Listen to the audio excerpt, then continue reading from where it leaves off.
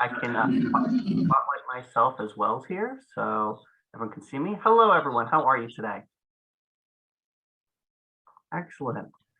Good to see everyone. Welcome back. Thank you for those who are returning. Now raise your hand or I know some people's cameras are off, but maybe I'll phrase it this way then. So for those who were here last time, this is a continuation of a lesson from 2 months ago. So if your camera is on, raise your hand if you were here last time. Okay. For those who were not here last time, there was, of course, a recording that you could use to catch up on the painting, but we're going to jump right in. Let me very quickly go over what we're doing, but we're going to get to it very quickly. So this is the picture we were working on last time, a waterfall. Now, we started by just putting down our base tones, our base colors and layers, right? And what we're going to do today is start to add the detail and talk about what makes a good painting, because sometimes what makes a good photograph isn't the same as what makes a good painting. And so we're going to have to embellish and stylize a little bit. So let's go over our setup and our supplies here. We have our paints, right? You can go ahead and start putting out your paints if you haven't already. You can put down the colors I have here: white, yellow, black, blue, brown, and red. We'll add a few more later. You'll, of course, need your water, your brushes, paper towels. You may want scrap paper. Okay, so your painting should probably look something like this. Now, the first thing we're going to do is finish up the one area that we didn't do any tone in, and that's up here at the very top. Now, in this painting, in the photo, there was a line here for a hill, but because of the contrast, because we want some contrast with our falls, we're actually going to paint it a sky blue all the way through. Again, because it would become a little too muddled without it. So again, thinking about what makes a good painting visually, contrast is key so we can tell what's going on. So I'm going to mix a little bit of my white and my blue to make a sky blue color. And I'm going to start to fill in this area up here. So I'm going to do this slowly so people can mix the color. And if you need to get any supplies, you can do it all at the same time. You need to get something from the other room. Are there any questions as we resume about anything from last time? Okay, I know I'm getting a little out of order here. I want to get moving and discuss things at the same time. Because I want to make sure we have a finished painting by the end of this after all this time.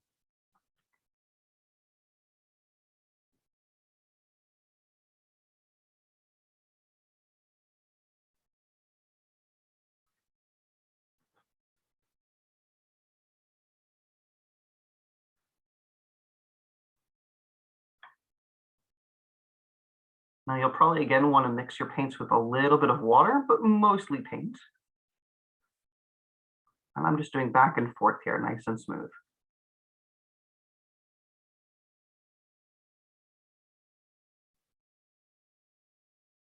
And you'll want to end up with something like this. And you can see now with the blue at the top and the yellow at the bottom, we've got a good setup of top, bottom, and middle, all different color sections, right? Helps to break it apart.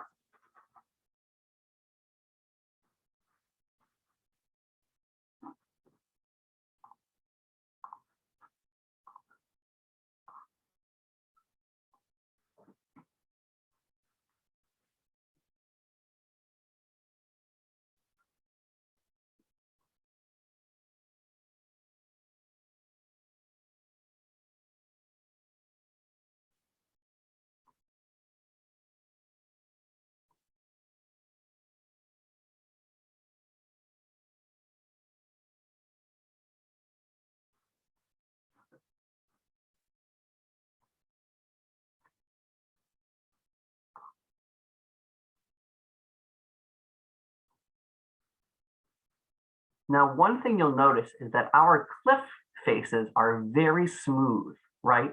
But in the actual photo, they're very jagged.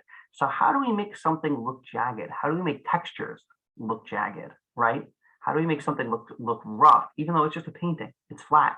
So we have to think about our brush strokes and how we can make different marks. So what I'm going to do is I'm going to start by mixing a light brown with some white and some brown. If you don't have brown in your set, you could do white, red, yellow, and a little black or a little green.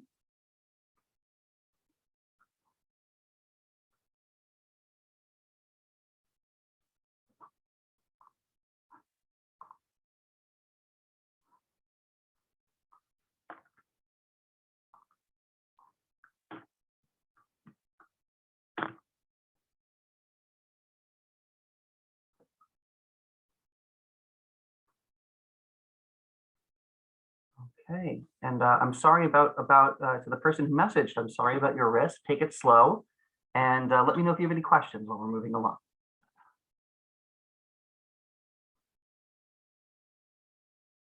So you want to mix a light brownish color like this.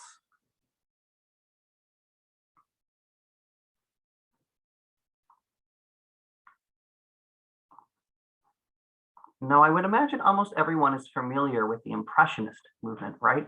Based around the impressions of things. And we're going to take a little bit of an Impressionist touch when it comes to our cliff faces. So here, we want to show that the cliffs go outward and that they're jagged. So what I'm going to do is I'm going to go right up to the top here, where we don't have any green. And I'm going to make lines that go out like this, but I'm going to pull my brush away a little bit. So they come out a little bit soft looking. For this, you'll want very little water on your brush. You'll want it to be mostly dry. And you want to kind of just use the tip of the brush if you can. I'm anchoring my hand on the page, nice and solid, and kind of lifting up my brush a little bit like this. So I flick it up, and it makes these flicked sort of lines that have a lot of movement to them.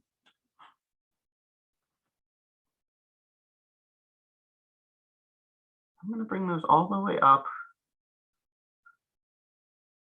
to here.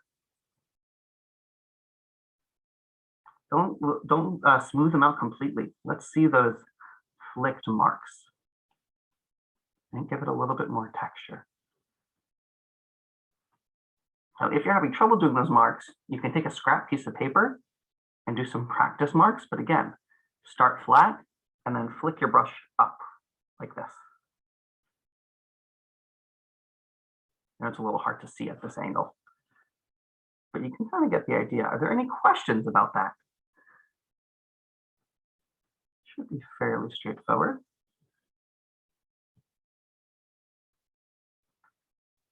Now that feels a little bit more rock-like than what was there before. And I'm going to do the same thing on the other side. Again, as you work along, make sure that you're adding more and more paint so that it doesn't get too watered down. Because if it gets too watered down, the brush will be too wet and it'll be harder to do those flicks. The drier they are, the more it'll look like we have that, that dry brush tip.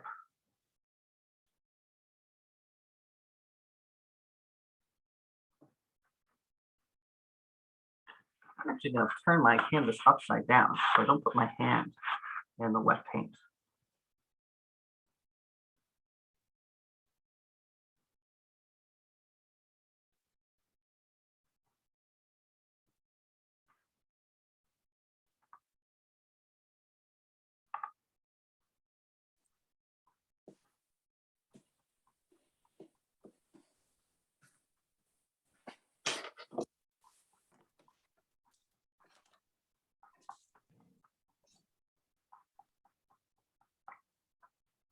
Now, if we do it just right, those brown marks are reminiscent of rock and dirt, right? We can feel them kind of being scratchy a little bit. It's hard to describe textures with words. I end up using words like scratchy or rough, but really it's a visual thing.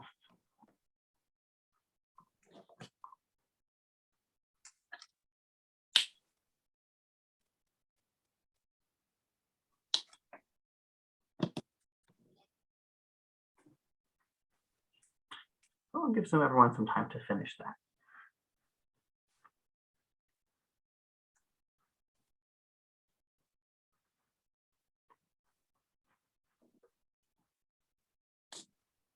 Now for the areas where the tone color peeks through, that's okay.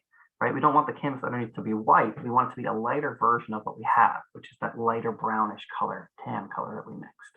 That's why we put that there in the first place. It's hard to put in between, so you put it underneath.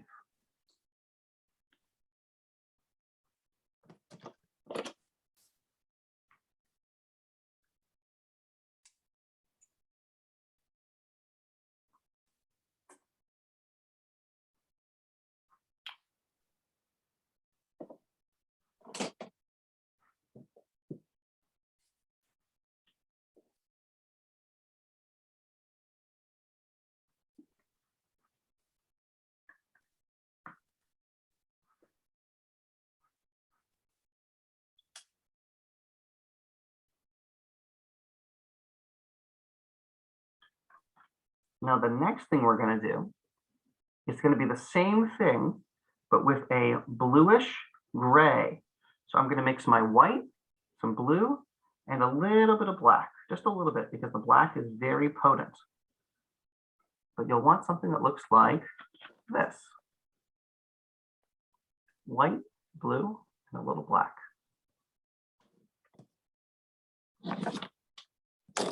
And we're going to do the same thing as before, where we're going to do some flicking on our gray area here.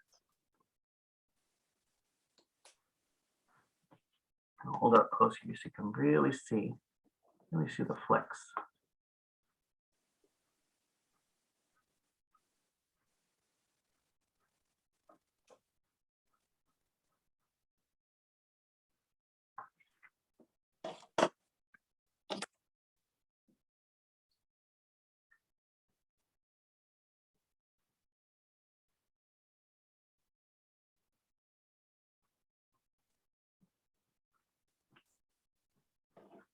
And we're going to do that for both sides. You can make sure that you use lots of paint and not as much water. Do the same thing on the other side here.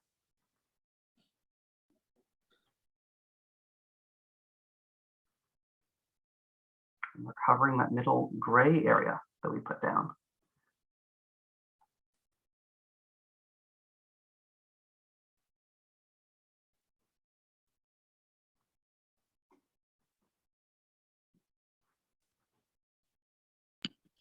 What are the colors you use to mix this gray?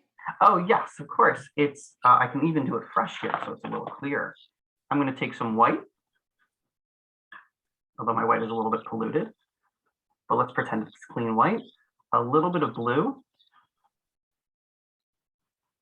and a tiny bit of black, just a very bit. I'm even going to wipe a little bit off of my brush here before I put it on. Thought I So did. essentially, it's a bluish gray color. Mine is not that good. All right. And again, if you feel like you have it a little bit off, not to worry. This will dry in a few minutes. And when we finish this, we can come back to it, or you can come back to it on your own, and you can cover up some of these with another version of these strokes. Acrylics are very forgiving when it comes to painting over. Our canvas should be able to handle a lot.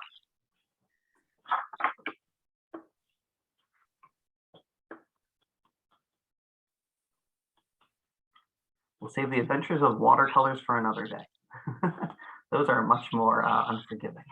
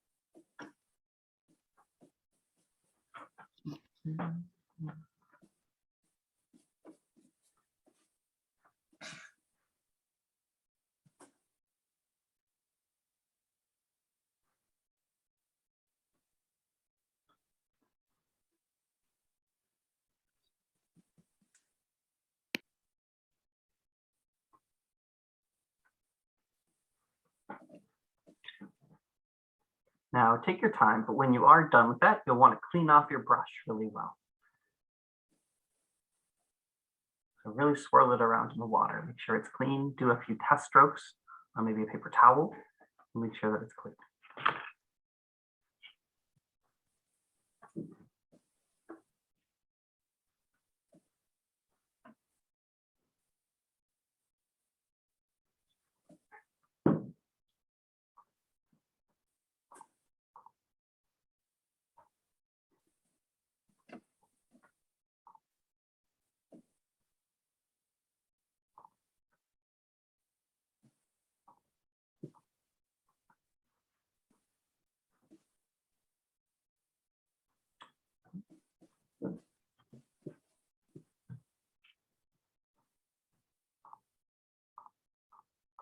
Okay, raise your hand if you're mostly caught up with where we're at.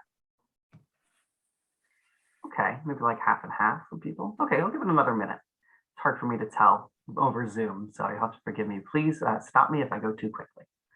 Give it a little more time.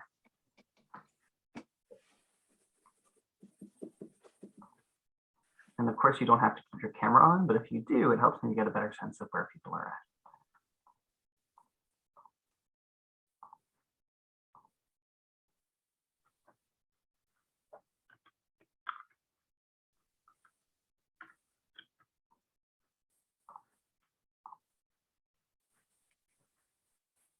Okay. So we'll slowly move into the next part, which is to, again, clean off your brush, take some fresh white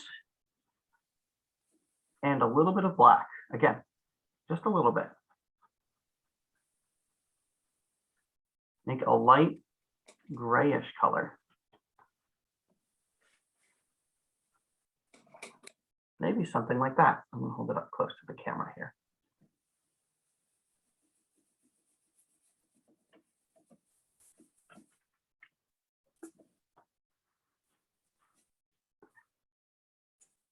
And we're going to do the same thing in this area. We're going to start flicking. Now I'm going to make these flicks thicker. I'm going to press the brush a little harder and try and make these slightly thicker strokes. Again, we're talking about differentiating the different areas, making them look a little bit different. And that comes not just from different colors, but also, again, from the way we use our brush. My other brush strokes were a little bit smaller. So with these, I'm going to go a little bit thicker.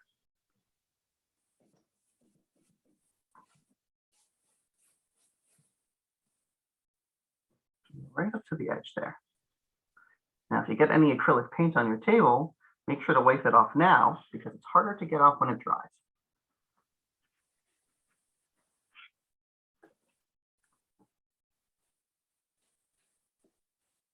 My table is, of course, already covered in paint, but if it was not, that's what I would do.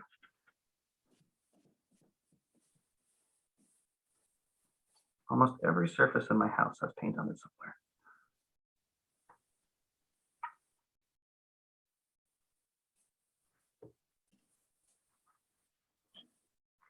So that didn't take as long for me because the area was a little bit smaller and I was using thicker brush strokes. And now we're moving right along. You can see it's starting to look a little bit more rocky, right? The separated brush strokes give a rougher texture, but not to worry, there's more to be done.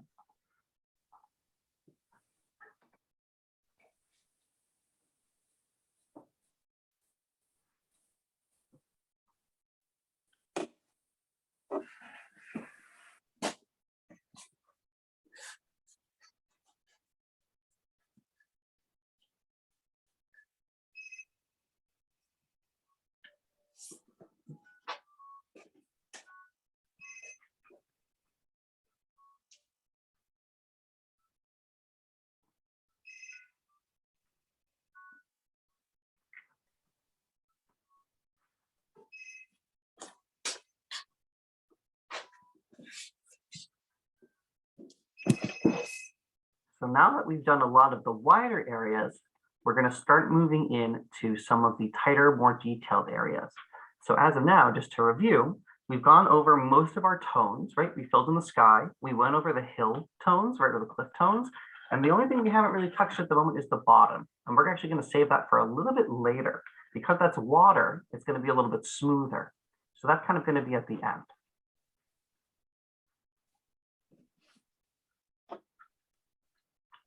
And again, take your time. And once you're done, clean off your brush. If you need to even change your water, the water pollutes very quickly. So if you have time and you're waiting for us to catch up, or we're waiting for us to catch up to where you are already completed, now is a good time to change your water.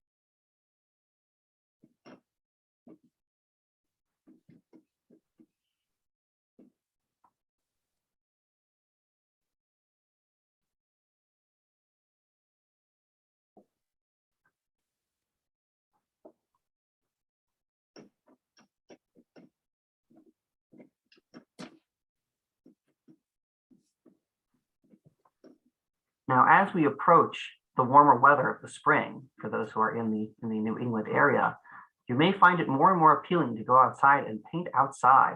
And you may be confronted with scenes like this, right, where things are really complex. And so learning to kind of focus in on certain details is key. I find it's important to do your best with the natural details that we want to focus on. And sometimes that means one or two trees instead of all of them. And that's sort of what we're going to do now, is we have a very jagged cliff face, right? It's covered in rocks and dents, right? Cracks. So we're going to kind of focus on the impression of it without putting in every single crack.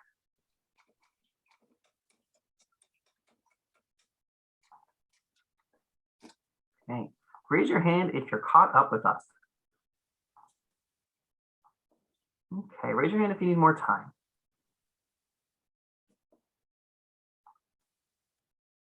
Okay, all right. We'll give it another 30 seconds.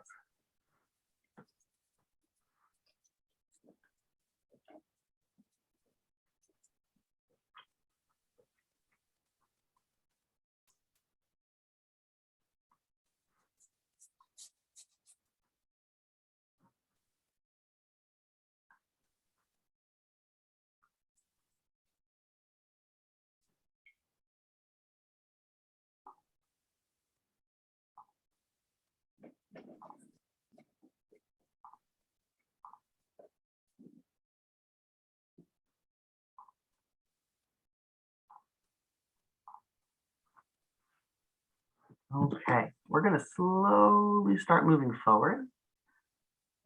We're on the clock, but the next color is easy. It's just straight black. If all of your black is used up, you may want to put some fresh black out, and you want to clean off your brush so there's no white on it left, so it doesn't pollute our black. I'm going to put a little bit of water on it, soften it up a little bit. I'm going to go along the bottom of our cliffs. Here we have this area where the cliffs meet the green water. I'm going to work right along the edge and make a very smooth differentiation. The reason we're doing this is that there's an overhang where the cliffs or the rocks overhang the water in a few places. And so we're going to start with a division. We're going to go right up to the very edge of our waterfall. Now our waterfall is still unpainted. That's going to be one of the last things we do.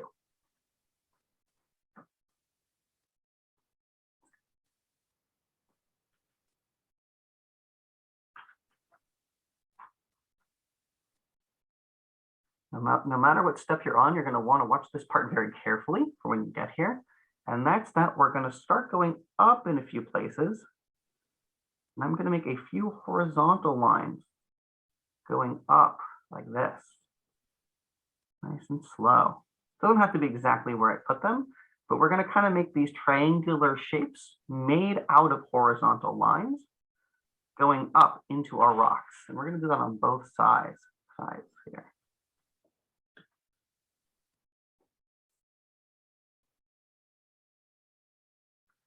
these little triangular pyramid shapes here. Like so.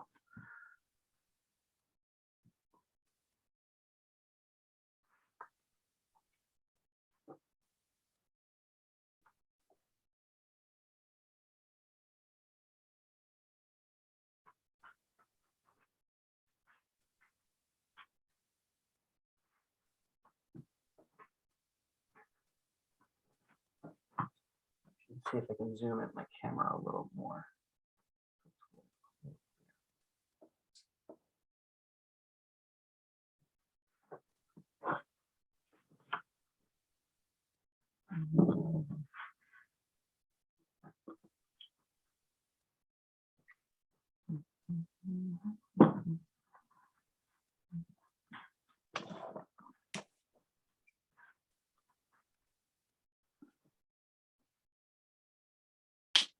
Now these little pyramid shapes we put do not go very high. They're pretty small. But I'm going to take some more fresh black on my brush, and I'm going to make jagged lines, almost like we're drawing lightning bolts coming out of some of them here.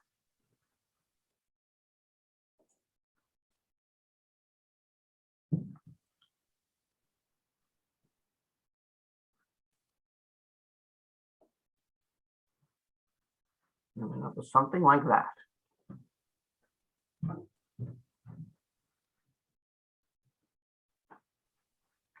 And then at the point where the gray and the blue areas divide, I'm going to make another line like that.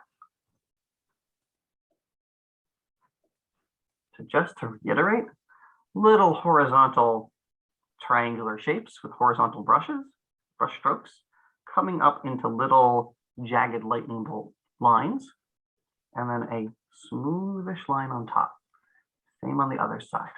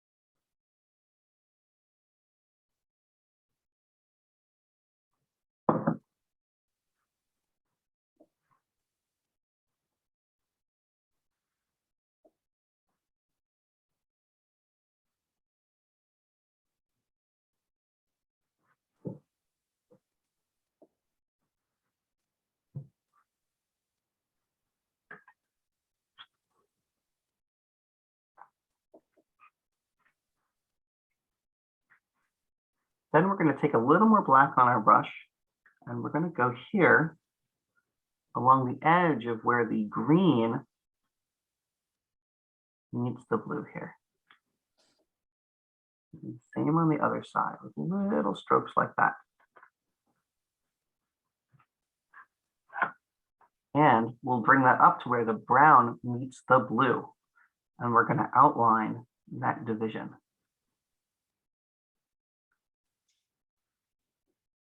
This on the side is going to be thinner. And on the left side, where I made the crack here, this big open space, it's going to be thicker.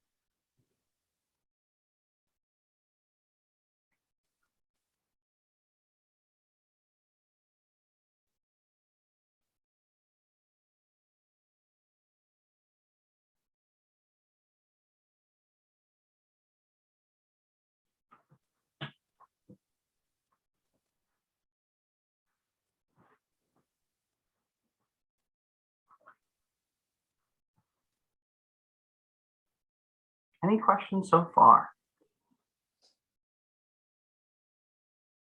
Okay, quiet this morning. So take your time to catch up, and when you are done, you want to rinse off your brush again. Not everybody is quite smart. I have a question. I thought last week we were painting toward the center. We And were, that's correct. Is this for contrast? Sort of, yeah. So we were painting towards the center, so everything rushed towards the center. And now we're working a little bit backwards. So the tones and everything went towards the center. The brush strokes are working away from the center a little bit for contrast, correct? And now this is going to be for a little bit more contrast. That's correct. Thank you. Okay. Yeah, that's a good question. We are playing a little bit with what we did last time.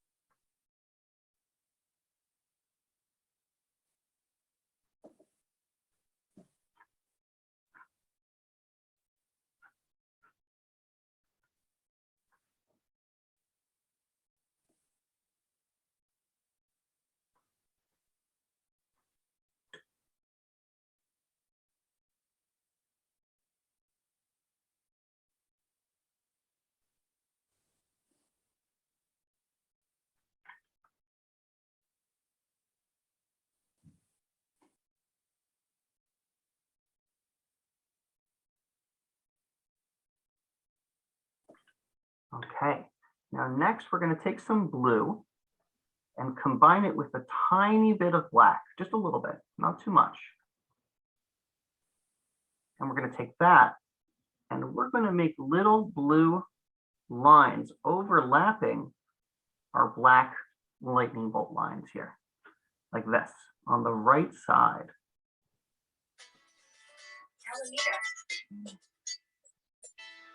Just like that. Hello. So they blend a little bit, right? The black on top of gray is very sharp. So we're basically smoothing things out a little bit and having it blend a little more naturally. There's more of a transition. On the left side, they will be on the left side of the black. On the right side, they'll be on the right side of the black. We're also going to overlap a little bit. The black should still show through because it's very strong.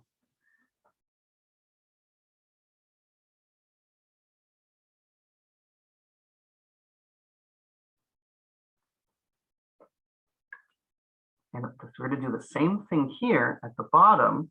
We're going to put little blue lines, maybe a little more water heavy, on the edges of each of our pyramids.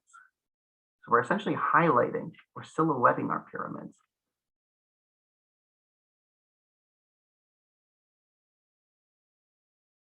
Like that. So by the end, we've added some blue.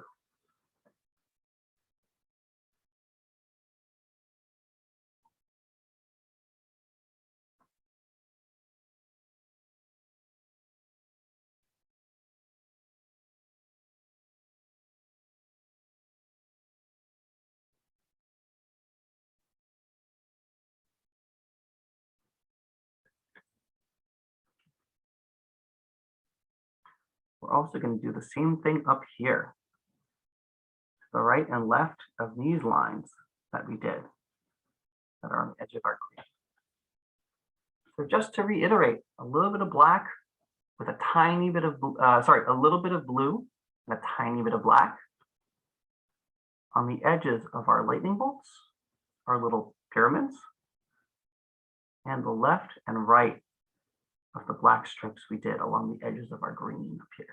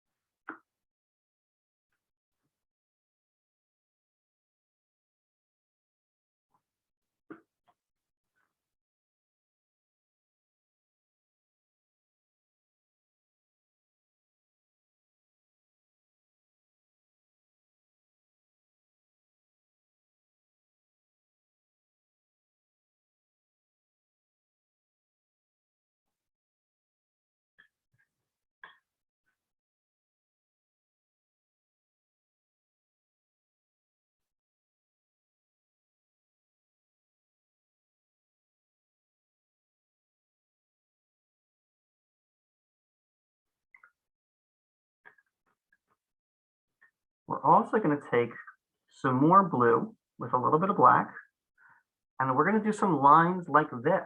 I want to watch this closely. We're going to do a horizontal line from the left here to the right here on each section. We're going to go build little steps like that. Left to right, left to right, left to right, left to right. Each one getting higher. And on the right side, or sorry, the left side, we're going to do the same thing, but from reverse, right to left, right to left. So we're going to have steps on each side. It's hard to describe it visually. I think it's pretty clear. We're turning them into little staircase-like shapes.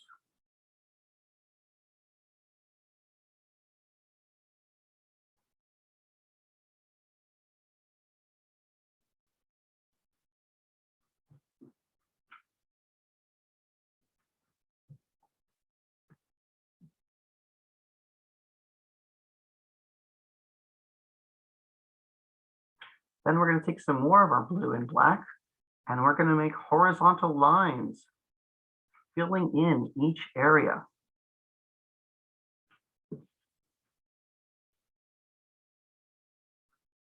Nice and smooth.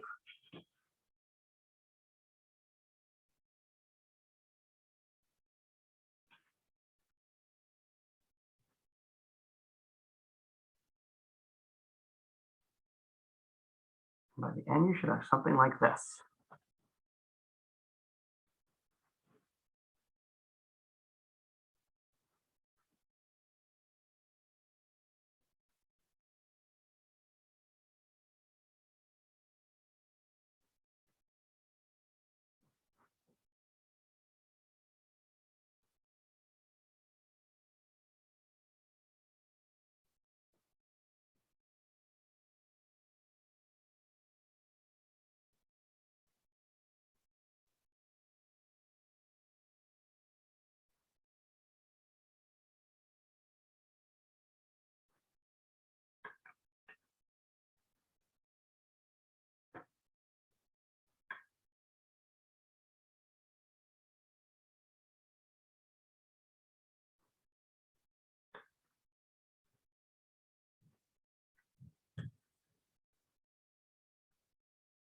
Now we're also going to take some blue and black. I'm going to make sure mine's a little watery. So I'm going to get some more paint here.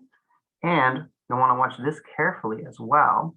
Or does everyone need another minute? Should I give it another minute? No? No? Okay. Okay, so here, I'm going to do lines like this. Little upwards flicks. Using the sort of the edge of the brush here on the division between the bottom and middle layers. I'm going to do it on both sides. So this side's going the other way. They're going to be symmetrical.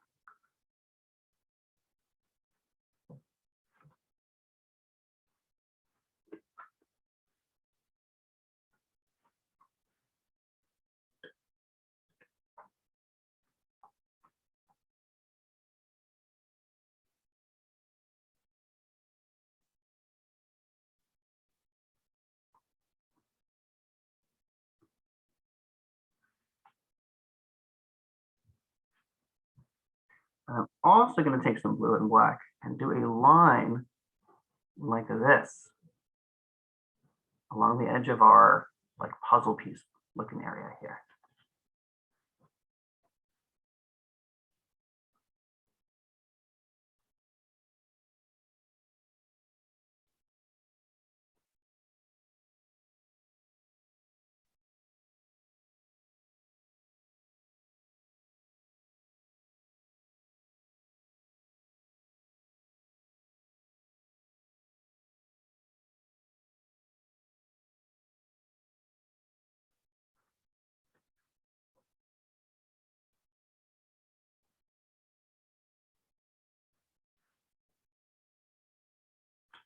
And I'm going to take some of that blue and black and do some flicks inward like this into our rocky area.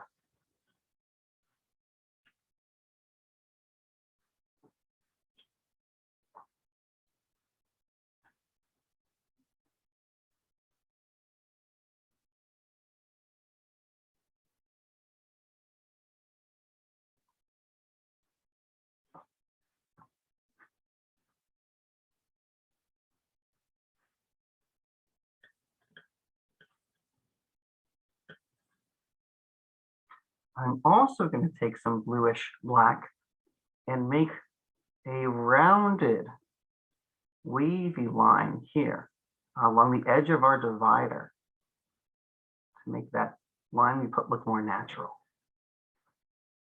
Now that we've put it in, we're going to go on top with a wavy line here, make it look a little more natural as a divider.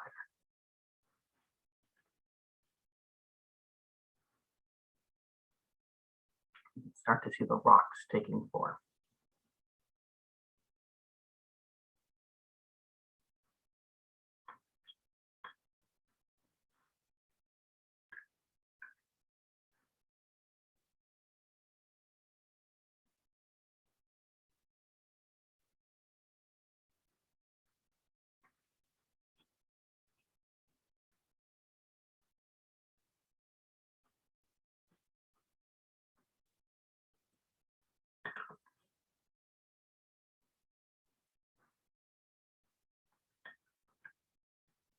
And when you're done with that, you're going to want to clean your brush off again. You're going to switch to a new color.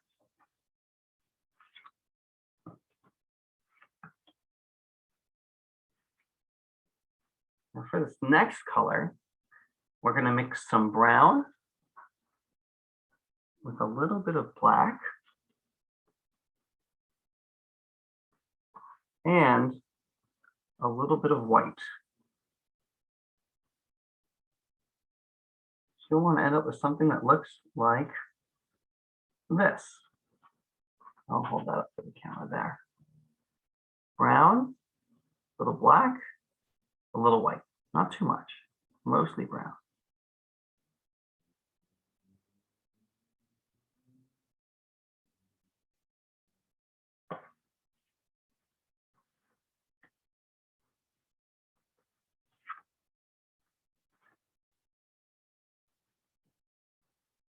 And we're going to do some little flicks along the edge of our falls here in the brown area.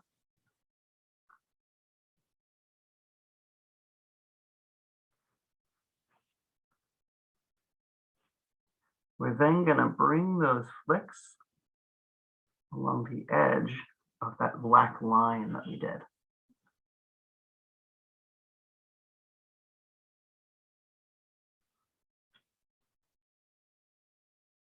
Now, if your paint is too gray, you'll want to add more brown to it because it's only a little white and a little black. And if you add too much white, it might look gray. I'm actually going to add a little brown to mine as well. So just to reiterate, little flicks along the right and left side here of our falls in the brown area. Then little brown flicks along the edge of our black line on the right side. And we do the same thing on the left side.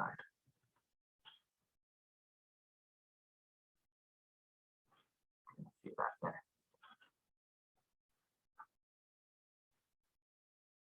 We're starting to add definition. So the view is still rushing towards the center, but we're starting to break it into pieces a little bit because we want to make it look like it's made of, something tougher.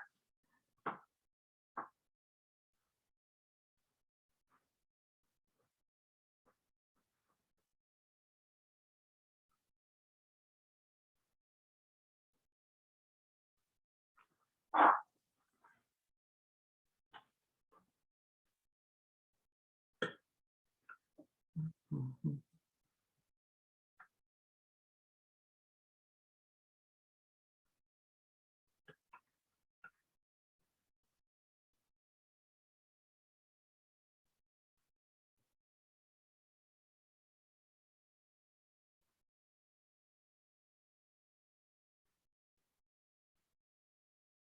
You'll also want to take some of that brownish black mixture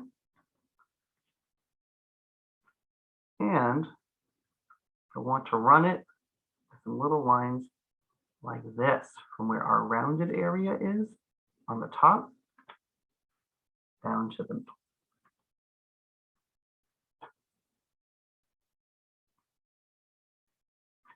I'm going to add two more like that on this side. And I'm going to make the brush strokes look a little bit rounded. See how the brush strokes look a little bit rounded? Same thing on the other side. I'm going to kind of round the brush strokes. Like they're crawling up the edge of a rock face.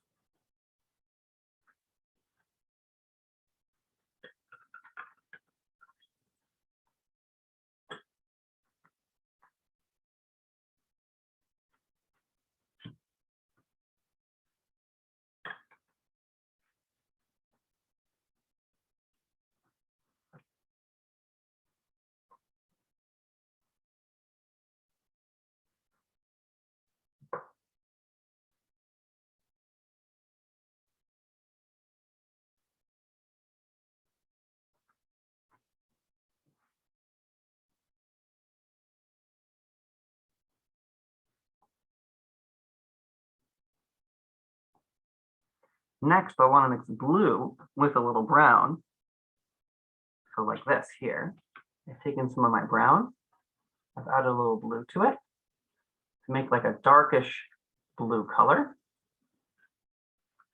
I'm going to take that and I'm going to do something like this, continuing our line and trying to make those strokes a little bit rounded looking. And on the other side here, where I made this wavy blue line, I'm also going to take that up and over and continue it a little further. We're not covering anything completely, but we need to spread this enough that it feels a little bit more natural.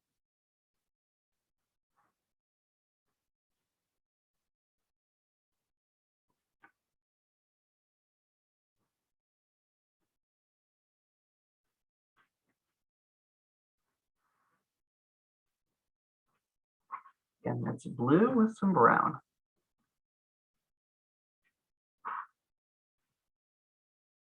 And once I've done both of those sides, again at your own pace here, I'm going to do the same thing along the inside of our jagged rectangles. Make those divisions look a little more natural. And again, make those strokes a little bit more rounded looking and kind of scruffy looking too here.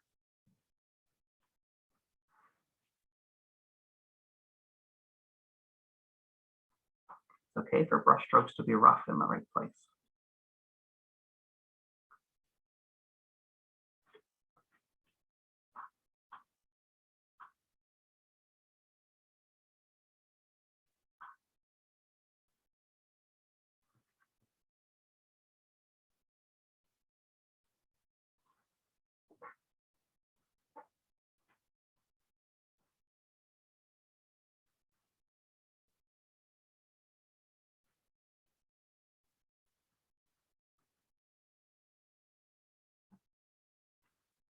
Our rock faces are beginning to look a little more rocky.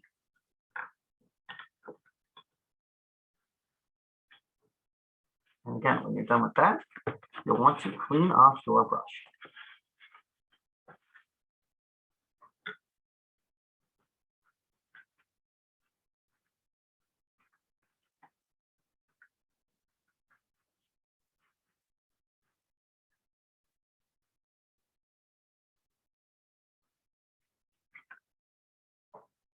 I'm also going to take this opportunity to get a fresh paper towel. If you need fresh water, you may or you may not. Mine's still okay, but if you need to get some more for yours, depending on the size of your cup, when you're done with this step, now's a good time to do so. Speeding right along here, making good progress.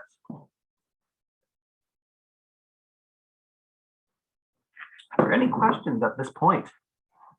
We're at like the halfway point here.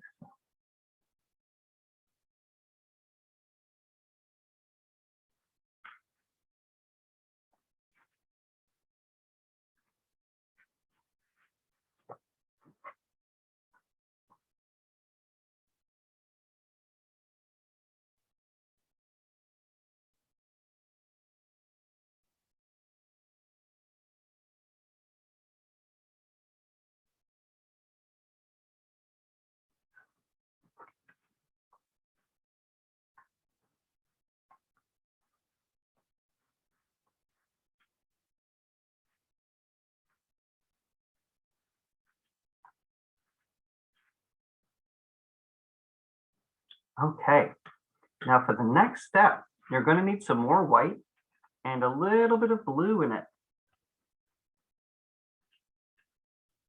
This one's actually going to be on the whiter, heavier end. So it's going to be pretty light. You're going for something that looks like this. A little more white and a little less blue. You want this to be fairly bright. In fact, I'm going to need some fresh white from my tube. So I'm going to pour that out right now. The white tends to go quickly.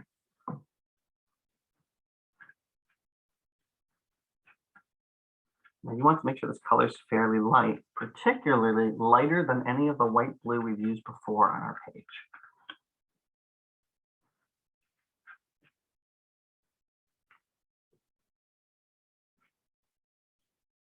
Now I'm going to take that white blue and I'm going to run it along the edge of the top here and bring it down like this. Just some more complementary horizontal lines. I'm going to do the same thing up here. I'm going to bring down this white line here. I'll lower that a little bit. And then bring it down into these complementary white lines. And make sure that you have a lot of white because you want it to be bright. Same thing on the other side. I'm going to bring it along the top here of our blue section and then run some horizontal lines, horizontal strokes along the edge of our blue and up here.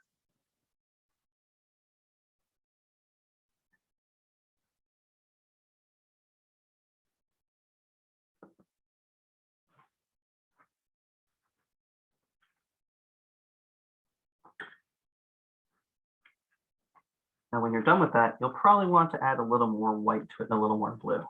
Because as we use it, it tends to get a little bit darker, I find, just because there's stuff on the canvas that we're picking up and our brushes may not be totally clean. Some fresh white in there, some fresh blue, keep it bright.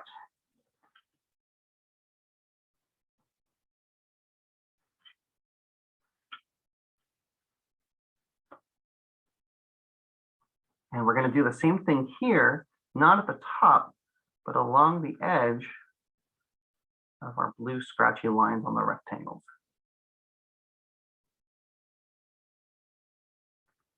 Keep them a little bit rough, a little bit less smooth, and that way they'll look a little more natural.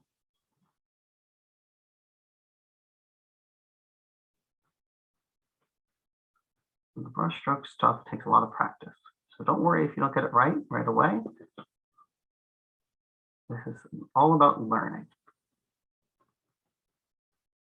Painting rocks can be underratedly difficult because it's hard to make a rock look like a rock because a rock doesn't really look like any one thing that we picture in our head. There are all sorts of different types of rocks. So we're focusing more on texture.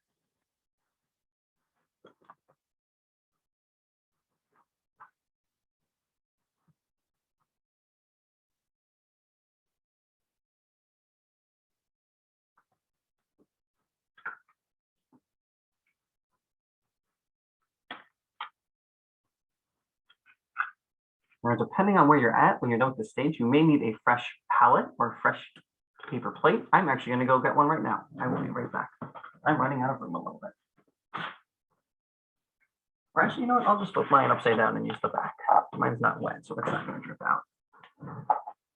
You may want to get another one. On this, you're going to put some green.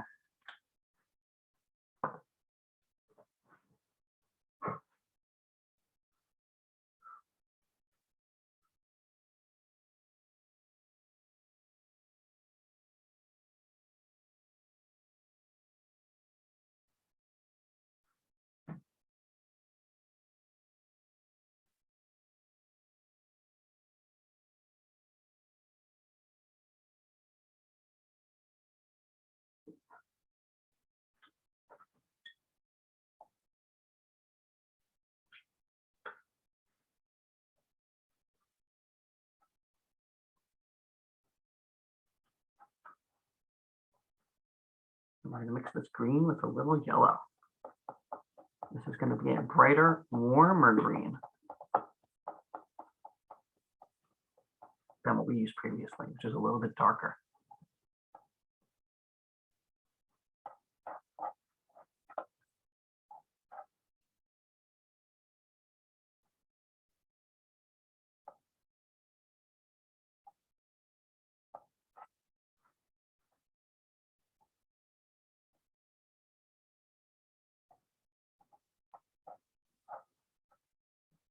Right, you're going to want a warmer green like this. Now, before you put this darker mossy area on our rocks, but there are also some brighter leaves and plants growing on there too. So I want to take some on my brush here. I want to very carefully add some little, oh, it's going to need to be a little brighter. In fact, I'm going to add a little bit of white. This may help you as well to give my green a little bit more body, a little thicker. Let's try that. That's much better. Give it these little leafy strokes. You're going to work all the way up here along the line between sections bottom and middle.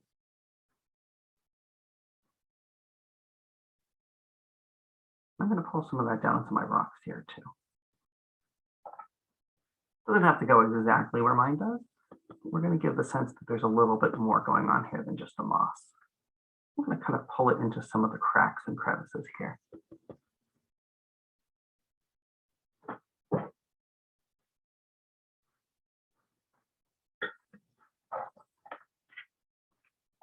And again, adding some white to your green will make it a little thicker and it may stand out a little more.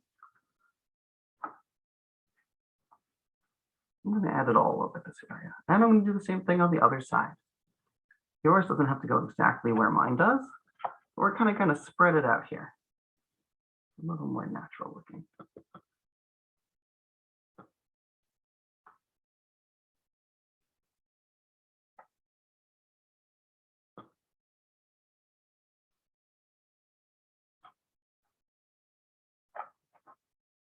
And at the very top here, we also had a tree peeking out over the edge.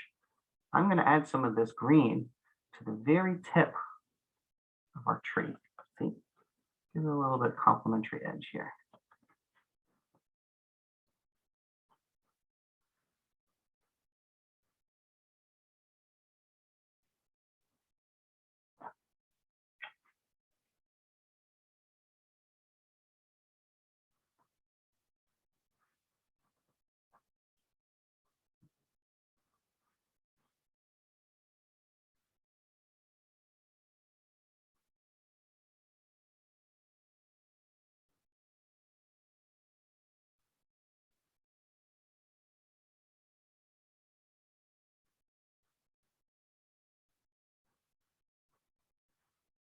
Maybe I'll also add a little bit of green, not attached to that area, but up here sticking out. Maybe I'll add a little bit of some grass growing out in the corners at the top here, or down here.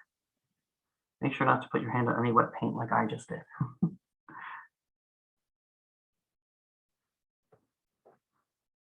Spread it out a little bit so it's kind of a little bit all over, not too much, but enough that it feels like a natural extension of the area. Any questions on this step? It's a little more free form.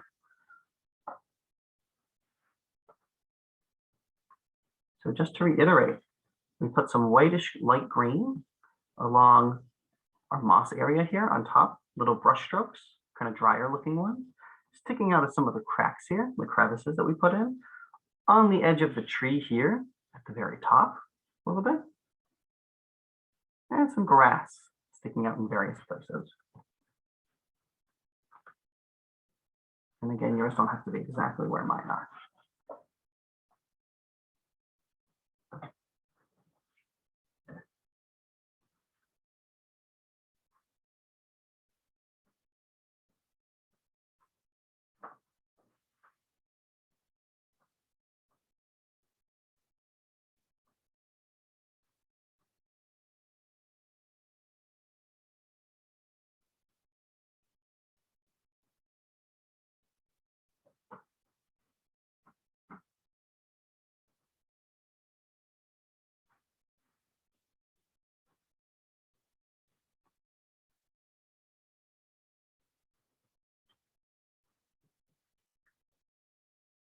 Now between the darker and brighter colors of the cliffs and the little water area down here, we've got the impression of sort of a desert oasis type area, right? So we're going to run with that a little bit.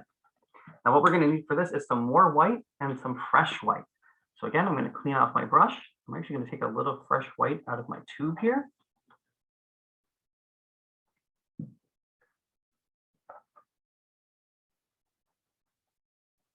Make sure it's nice and clean here.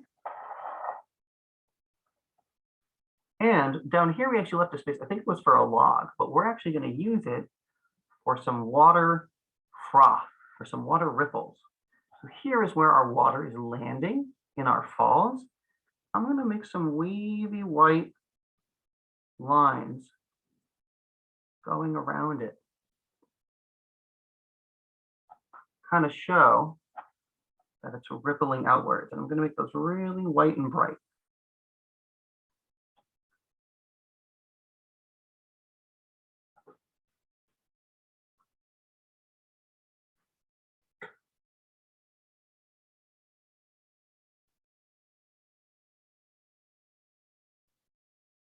Maybe I'll add some little watered down lines on top, make it kind of blend a little bit.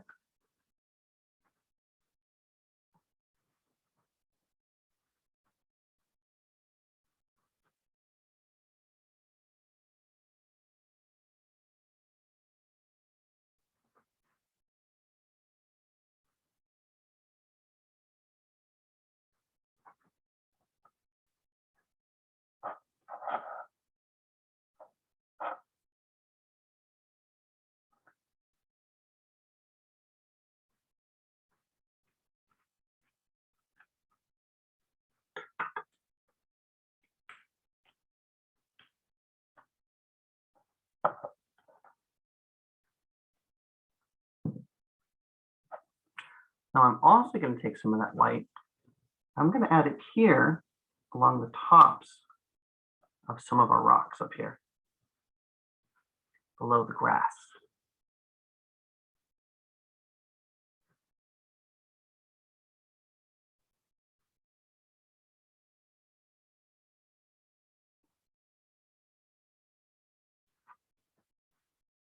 And I'll zoom my camera out so you can see it a little more clearly. Make sure you're using lots of pure white here.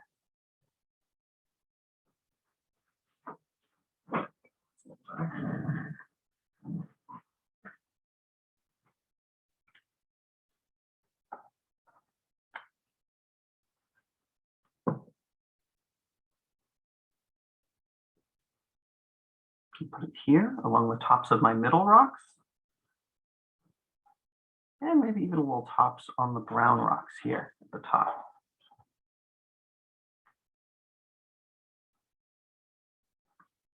Give them a little bit of a pop there.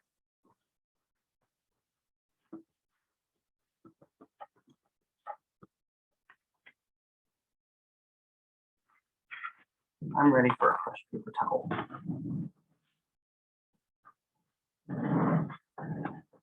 Again, check if you got any paint on your table, like I did. Now's the time to wipe it off. It's easier to get off when it's wet.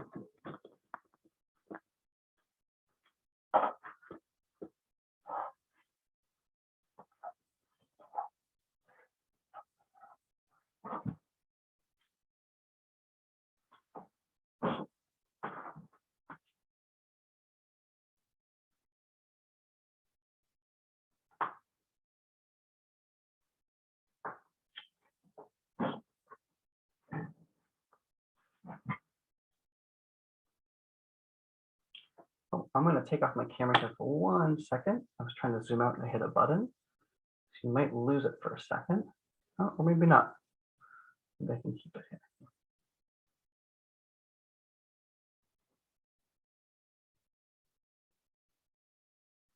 Too close. There we go. That's a little better. Make sure you can see it okay.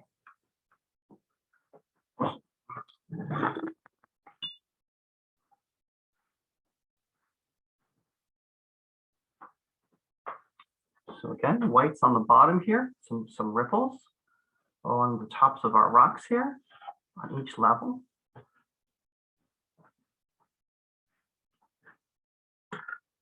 Now, no matter which step you're at, unless your painting is really wet, I'm going to invite everyone in 30 seconds to hold it up to the camera, just so I can check in. I'd love to see where everyone's at so far. So we're closing towards the end here. All right, on 3. Ready? 1, 2, 3. Oh, guys, these are looking so great. I think yours are better than mine. These are excellent. Oh my gosh, you guys, amazing. You should be really proud of yourselves. This was a really tricky picture. I wasn't sure if I was going to be able to teach it properly, but it looks like you guys exceeded my expectations. You guys made up for where I was lacking. This is excellent. Looking really good, guys. Okay, you can put it back down.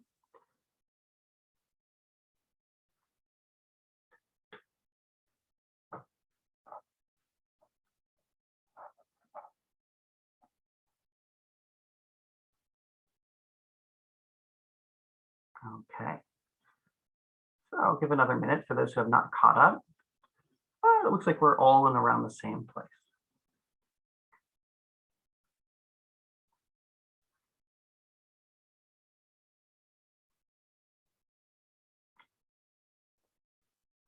Now at the very center, we have our waterfall, which might be the trickiest part. How do we make it look like a frothy waterfall? So in just a minute, we'll address that.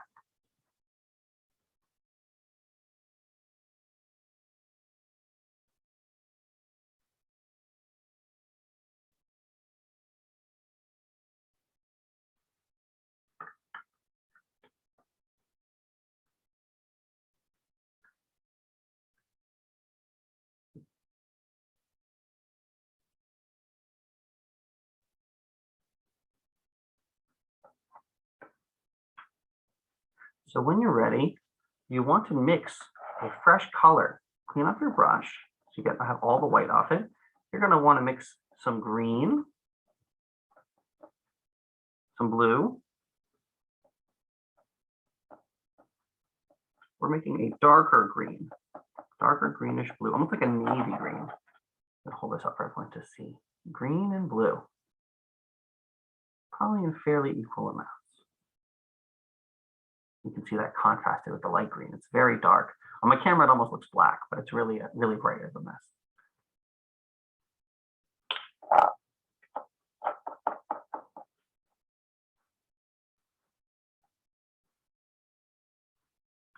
Now, this whole time, we left this white area untouched.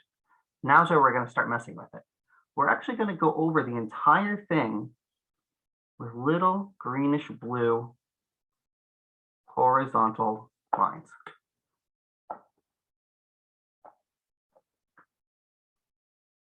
Crazy, I know. We're getting wild over here with our painting over this area. It's so pure, it almost feels wrong to paint over it now that we've left it clean for so long.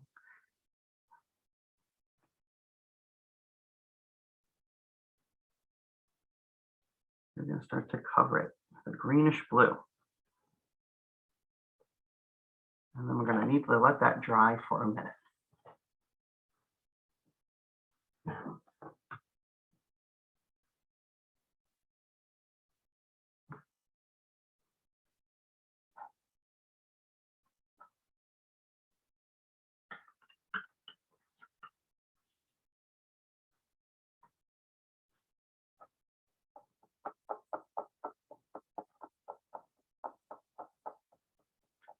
And while we wait for that to dry, once we're done with it, we're going to mix some more blue with a little bit of black in it.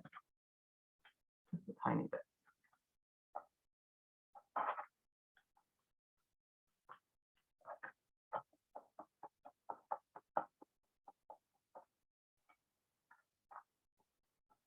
I might add a little water to this, a little more water. Let's make it kind of watery. But you want it to look something like this. Blue, little black, just a tiny bit.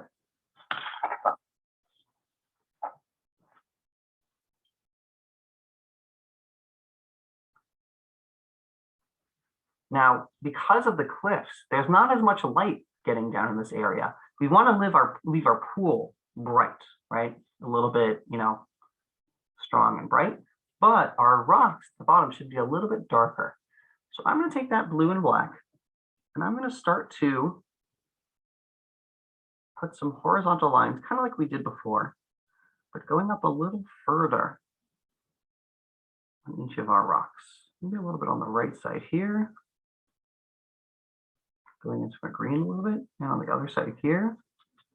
I'm going to make it look a little darker at the bottom. It's going to show that as the light gets closer to the bottom, it starts to dissipate. This is where the shadows come in. Give our picture a little bit more of a sense of realism and depth.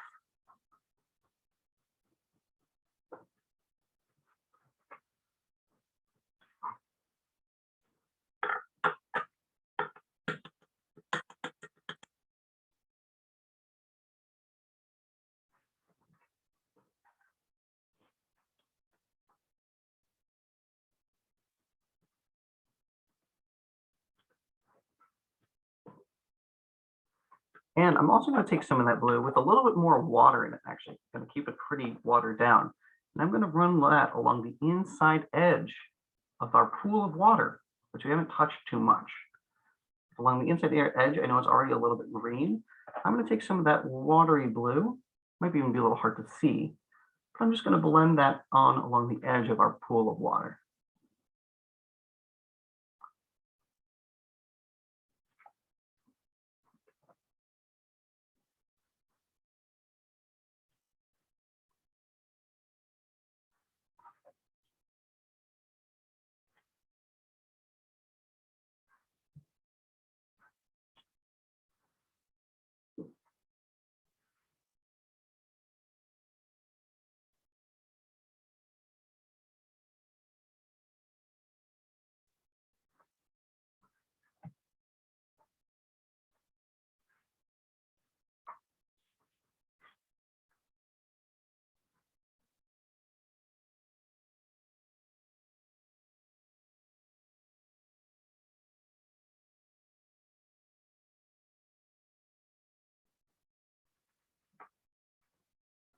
Okay, and when you're done with that, we want to clean off our brush completely. Or if you have a fresh brush, I'm not sure how many brushes people have, you may want to grab a fresh one, because we're going to go back to our pure white. If your water is polluted, you may want to clean it out again. Mine is actually getting there at this point, so I'm going to go dump it out. I'll be right back.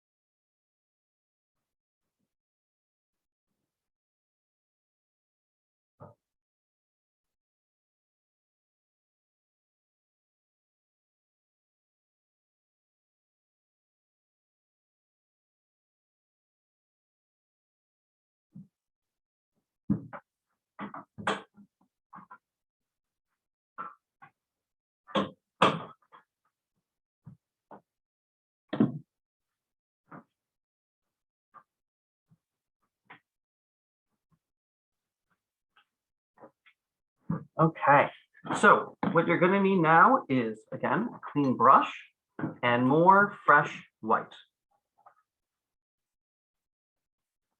Now at the very bottom here, a pool of water, the waterfall splashes into the pool. So we want to show that this area not only is where the water impacts, but where it splashes a little bit. So I'm going to start by filling this area with some white. I know it might be a little hard to see because I'm working with white on white here. Start to fill it with some white, and take a look at this. No matter where you are, this will be helpful to you. At the very edges here, I'm going to flick like that, going out in either direction with kind of a dryish sort of brush. So it looks like the water is splashing. I've created a splashing effect. Just a little bit, and then I'm going to leave that.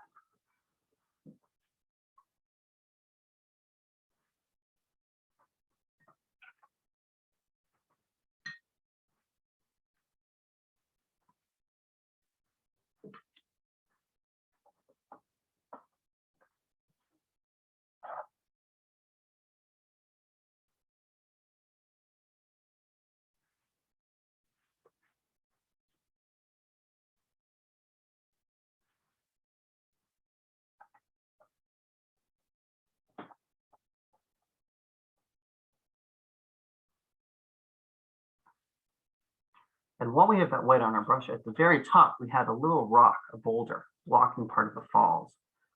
I'm going to put a little bit of white on the top of that while I'm at it. I've heard that looked at before.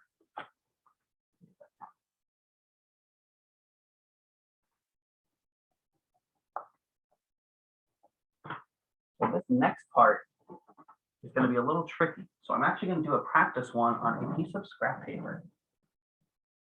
You may want to do the same. Let me see if I can find a paper. So here I have a paper that's already been painted on, so you'll be able to see it more clearly. Use my upside down San Francisco painting here. So this was for another workshop.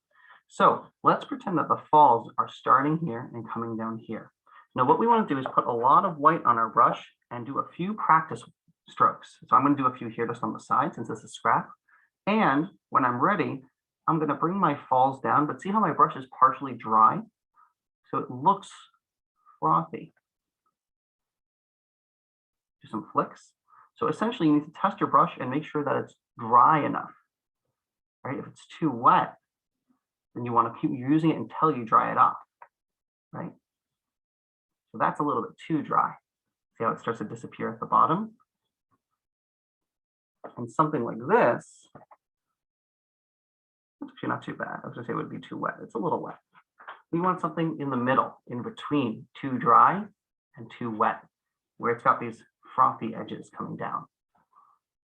Now, the other way we can approach it is by doing a very thin line in the middle, and then taking some dry and flicking it down off the base. Does that make sense, at least in theory? It's kind of a little bit tricky, but if you can visualize it, right, we're using the dryness of our brush to impress upon the viewer that the water is disappearing in places, right? It's kind of shooting out and it's kind of turning into little droplets. So once you've done, I would practice a few warm-ups, and then we'll do it for real. Now, this is the kind of thing where if we make it too thick, we'd have to repaint a bunch of the center. So we want to do this part very carefully.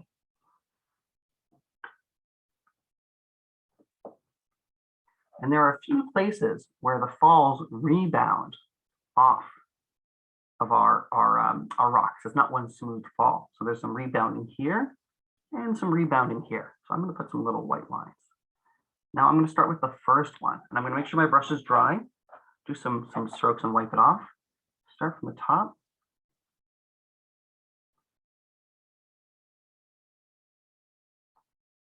Start with some frothy falls action here.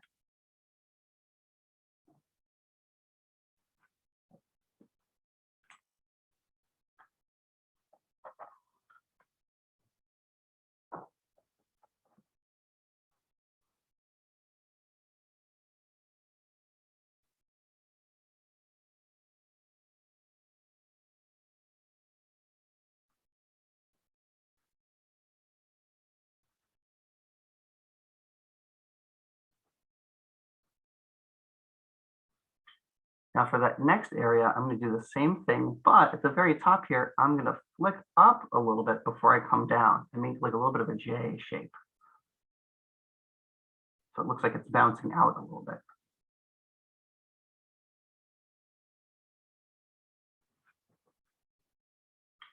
And then I'm going to bring it down to the bottom. I'm going to add some little flicks here and there, the edge of my brush. Feel the water's kind of shooting out. Now, if yours is too dry in any places, it looks a little too thin, you may want to go over it with some more white. I'm going to add a little down here. It's kind of up to your preference.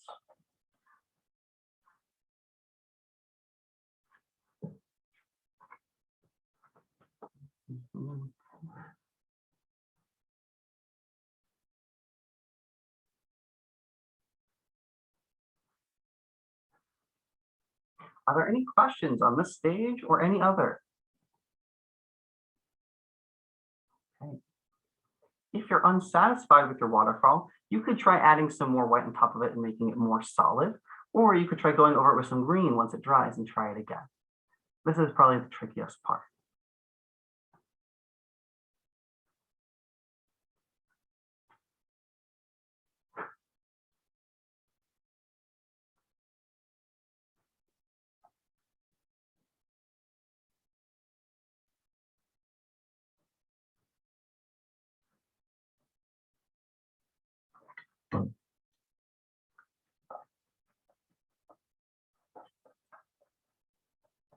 And the very last thing I'm going to do is I'm going to take a little bit of green with a tiny bit of blue in it.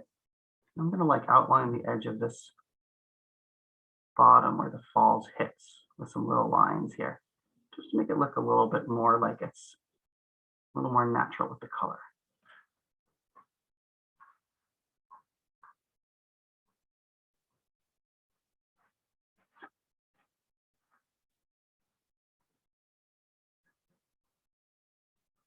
Now we're coming up on our last 4 minutes.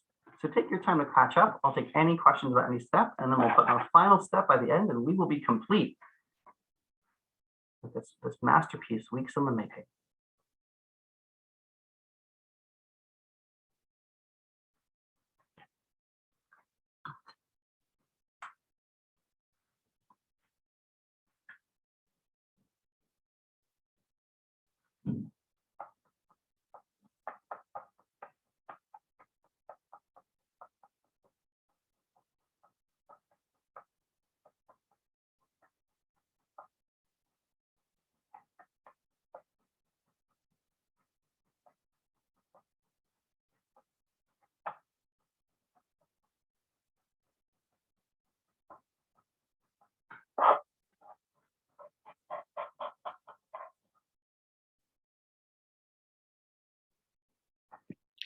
Where was that last bit of whatever you just did? The last. Oh, yes, I did a tiny bit of mostly watered down green, and I just put it along the edge of the bottom of the frothy splashing area here.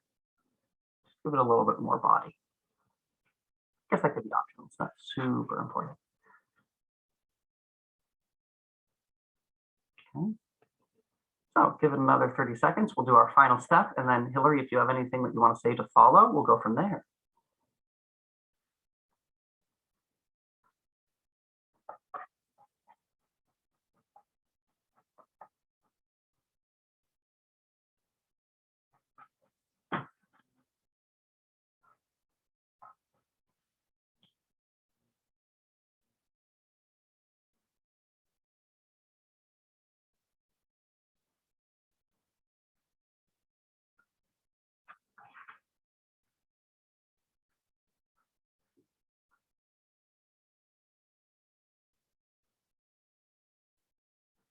All right, our last and most important step is to sign your piece. I'm going to sign mine with my name, and I always like to put the year. Just rough 22 there. Oh, my brush is running out of paint here. I always like to put the year, though. Helps me to keep track. Okay, and if your canvas is not too wet, I want to invite you one more time to hold up your canvas so we can see how everyone did. Let's see, on 3. 1, 2, and 3. Let's see them, guys. Oh, these are looking so great. Excellent. Really nice, guys. Really good work. Okay, thank you again for painting with me on a Sunday morning. Hillary, did you have anything you'd like to add? So just a reminder that in April, we'll have the private virtual tour with the MFA. And it is to look at not only some paintings, but they're going to have flower arrangements that go along with them. So they're going to have a person there to talk about the blooms, and they're going to have someone there to talk about the art. And it's a private tour. So you'll be able to find it shortly on the website, and please sign up, join us. That will also be a Sunday morning in April. So thank you, everyone. We're at 11:30 on the dot, perfectly timed, and everyone should check out the MFA exhibit. I might go too. It sounds amazing. And thank you, everyone, for joining me. It's really exciting. Any final questions? Can you show me the bottom of your painting again? I think I've got too much white on this thing. Absolutely. So last time we mixed kind of a yellowish tone. Yeah. And then for the white, we did these little ripples. Now it's okay if you have too much white, that's okay. What you could do is you don't necessarily have to go over the whole thing completely if you want to repaint it. But what you could do is mix some fresh yellow and just do some little strokes on top of it in the mirror image of this, right? So instead of putting the white here, put the yellow here and pretend the yellow are the frothy lines. I'll show you what I mean. Okay. Really quickly here. Too much. Too much Yeah, so what there. you could do is you could mix some whitish yellow and you could just go like this in between our white areas until you've kind of thinned out the white a little bit. Okay. And that way you don't have to repaint the whole thing and it will probably have the same effect. Any other questions? Okay, have an excellent week, guys. Maybe I'll see you another time. Thanks so much. It Always a was pleasure. wonderful. Thank you, everyone. Bye, guys. Bye.